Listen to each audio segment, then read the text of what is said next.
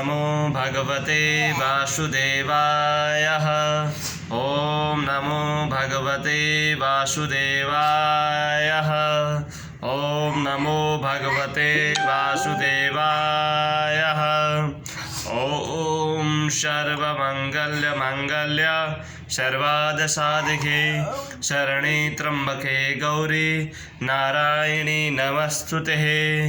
ओम गुरुर्ब्रह्मा गुरुर्विष्णु गुरुर्देव महेश्वर गुरुर्साक्षात् परब्रह्म तस्मै श्री गुरुभ्यो नमः। वंदे देवपति उमापति श्रीगुरुं वंदे जगत्कारणं वंदे भक्तजनोद्धरं वरदरे वंदे शिवं शंकरम्। ओम श्री गणपताय नमः। ओम श्री विष्णवे नमः। ओम श्री कार्तिक महाराजाय नमः। बोलो कार्तिक महाराज की जय। बोलो भोले शंकर भगवान की जय। बोलो विष्णु भगवान की जय।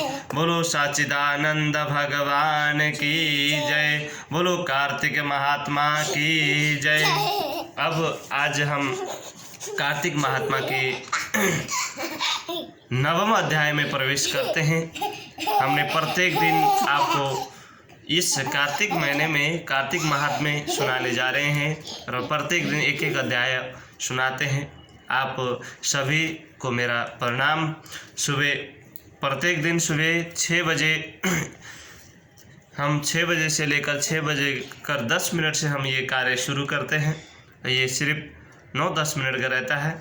इस 9-10 मिनट को आपने किसी भी प्रकार से टाइम निकाल के इस कथन को आप श्रवण करें और इस कथन को श्रवण करने से आप अवश्य ही आपको कुछ न कुछ ज्ञान प्राप्त होएगा, भक्ति प्राप्त होएगी, भगवान की तरफ मन लगेगा। ये कार्तिक महात्म्य संपूर्ण महीनों में सर्वश्रेष्ठ महीना होने के कारण भगवान विष्णु जी का महीना है और उन्हीं का नाम का संकीर्तन करते हैं, उन्हीं का नाम का हम कथन श्रवण करते हैं।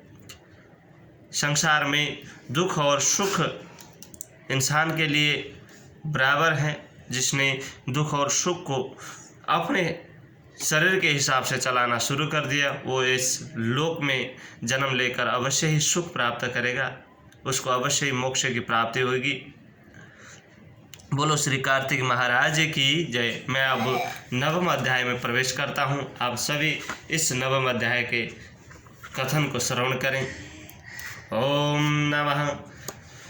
जो पढ़े सुनेगा इसे वह होगा भव से पार। श्री हरि कृपा से लिख रहा नवम अध्याय का सार। बोलो कार्तिक महाराज की जय। अब हम नवम अध्याय में राजा फिरसक बोलते हैं, हे मुनि श्रेष्ठ, हे मुनि नारद जी, आपने कार्तिक मास के व्रत में जो तुलसी की जड़ से भगवान विष्णु का निवास बताकर उस स्थान की मिट्टी का पूजन करना बतलाया है।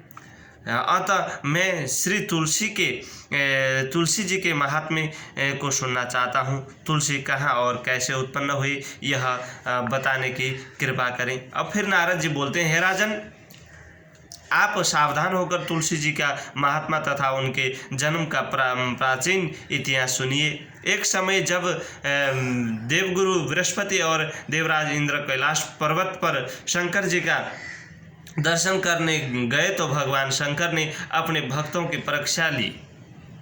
भगवान शिव जी ने अपने भक्तों की परीक्षा ली। उन जटाधारी दिगंबर ने उन्होंने मार्ग में अवरोध डाला। यद्यपि वह तेजस्वी, शांत, लंबी भुजा और चौड़ी छाती वाले गौर वर्ण अपने विशाल नेत्रों से युक्त तथा सिर पर जटा धारे वैसे ही बैठे थे। तथापि उन भगवान शंकर को न पहचान कर इंद्र ने उनका नाम धाम आदि परिचय पूछा और कहा कि शंकर जी अपने स्थान पर ही या कहीं गए हैं। इस पर उस तपस्वी ने कुछ नहीं कहा, परंतु त्रिलोक के नाथ के ऐश्वर्य से गर्वित होकर इंद्र कब चुप रहते। उन्होंने क्रोध पर तपस्वी को घूंघट पर कहा, अरे मैं पूछता हूँ तू उत्तर क्यों नहीं देता है? अभी मुझे बर्ज मारता हूँ, फिर देखता हूँ तुझ दुर्गति की रक्षा कौन करता है। ऐसे क्रुद्ध हो इंद्र ने जो ही उस दिगंबर को मारने के लिए हाथ में बर्ज लिया, और त्यहाँ ही भगवान शंकर ने बर्ज सहित इंद्र का हाथ स्तंभित कर दिया, और विकराल नेत्र धारण कर भगवान शंकर ने उसे देखा। त्यों ही ऐसा विविध हुआ मानो वह दिगंबर प्रज्वलित हो उठा है और तेज से जला देगा। भुजाएं स्तंभित होने से इंद्र के क्रोध और दुख का अंत न रहा। परंतु ज्योति बृहस्पति जी ने उन पुरुषों को प्रज्वलित देखा, त्यों ही अपनी बुद्धि से उसको शंकर भगवान जानकर प्रणाम कर दिया, दंडवत प्रणाम कर दिया। बहुत ही स्तुति भी। फिर इंद्र ने श्री भगवान शंकर से कहा, हे दीनानाथ, हे महादेव, आप अपना क्रोध रोक कर इंद्र के अपराध को क्षमा कीजिए। और बृहस्पति ने के यह वचन सुनकर महेश्वर गंभीर वाणी में बोले, मैं अपने नेत्रों से निकले हुए क्रोध को कैसे रोकूं? भगवान शिव जी कहते हैं, तब बृहस्पति ने कहा, भगवान, भक्तों पर दया करनी चाहिए। आप अपना भक्त वत्सल हैं, नाम सार्थक कीजिए। आप अपने इस तेज को कहीं और स्थापित कर इंद्र का उद्धार कीजिए। तब भगवान शंकर ने गुरु बृहस्पति से कहा, मैं तुम्हारी स्तुति से प्रसन्न हूँ, जो तुमने इंद्र को जीवन दान दिलाया है।